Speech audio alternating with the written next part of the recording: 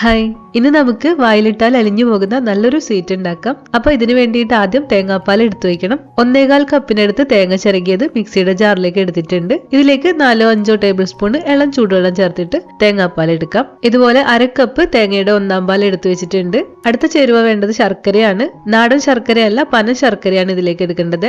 100 gram പന ശർക്കര പൊടിച്ചെടുക്കാം. ശർക്കര കൂടാതെ 1 ടേബിൾ സ്പൂൺ പഞ്ചസാര കാരമലൈസ് ചെയ്തും ചേർക്കണം. ആ ഒരു കളറും ടേസ്റ്റും ഇതിനെ സ്പെഷ്യൽ ആക്കും. അപ്പോൾ 1 ടേബിൾ സ്പൂൺ പഞ്ചസാരയിൽ 1 ടേബിൾ സ്പൂൺ വെള്ളവും ചേർത്തിട്ട് ഈ പഞ്ചസാര കാരമലൈസ് ചെയ്തെടുക്കാം.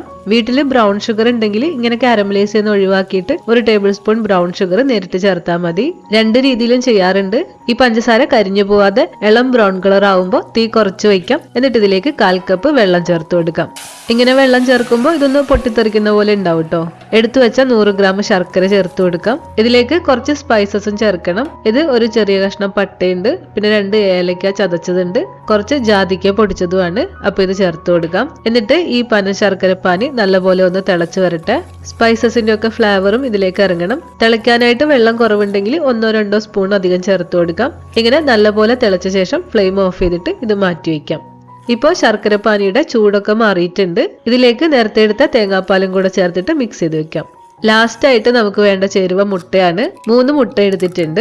ഇനി ഇത് ഒരു ഫോർക്ക് കൊണ്ട് നല്ലപോലെ മിക്സ് ചെയ്തിട്ട് വെക്കണം. ഇതിൽ മുട്ട ചേർത്തിട്ടുള്ളതാണെങ്കിലും ഇത് ഉണ്ടാക്കി കഴിയുമ്പോൾ ഒട്ടും മുട്ടയുടെ ഒന്നും സ്മെല്ല് ഉണ്ടാവില്ല കേട്ടോ.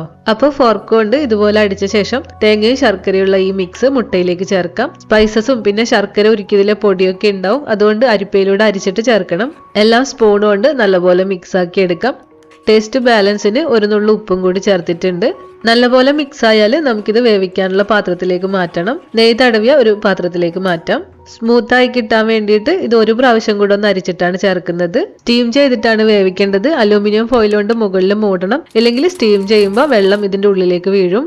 വെള്ളം തിളച്ച് ആവി വരുമ്പോൾ പാത്രം വെച്ചു കൊടുക്കാം. എന്നിട്ട് 20 മിനിറ്റ് കുക്ക് ചെയ്തെടുക്കാം. ഉള്ളു വെന്തോന്ന് അറിയാനായിട്ട് ഒരു ടൂത്ത് പിക്ക് കൊണ്ട് കുത്തി നോക്കിയാൽ മതി. ശ്രീലങ്കയിൽ ഫേമസ് ആയിട്ടുള്ള ഡെസേർട്ട് ആണ്. വട്ടലപ്പം എന്നാണ് ഇതിന് പറയുന്നത്. ഫ്രിഡ്ജിൽ വെച്ചിട്ട് തണുപ്പിച്ചെടുക്കണം. എന്നിട്ട് നമുക്ക് കട്ട് ചെയ്യാം. അത്രയും സോഫ്റ്റ് ആണ്, നല്ല ടേസ്റ്റും ആണ്. ശരിക്കും വായിൽ അലിഞ്ഞു പോകും. അപ്പോൾ ഈ വട്ടലപ്പം വീട്ടിൽ ട്രൈ ചെയ്ത് നോക്കണം. മറ്റൊരു റെസിപ്പി ആയിട്ട് വീണ്ടും കാണാം. താങ്ക്